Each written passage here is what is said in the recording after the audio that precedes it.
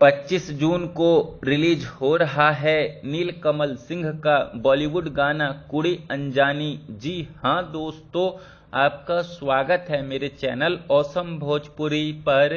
Video को पूरा देखिएगा। वीडियो पसंद आए तो वीडियो को लाइक और चैनल को सब्सक्राइब कीजिएगा। दोस्तों, अभी से थोड़ी देर पहले नीलकमल सिंह के एक नए बॉलीवुड गाने के मोशन पोस्टर को रिलीज किया गया, जिस बॉलीवुड गाने का नाम कुड़ी अनजानी है। दोस्तों, इस गाने को नीलकमल सिंह और हेमा सरदेसाई ने गाया है।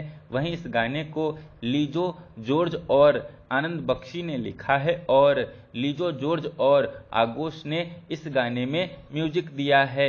वहीं इस गाने के वीडियो में जारा यास्मीन ने नीलकमल सिंह के साथ काम किया है। दोस्तों, नीलकमल सिंह का ये गाना एक बहुत ही बड़ा बॉलीवुड गाना होने वाला है। दोस्तों, नीलकमल सिंह के इस गाने को 25 जून को रिलीज किया जाएगा T series official YouTube channel पर।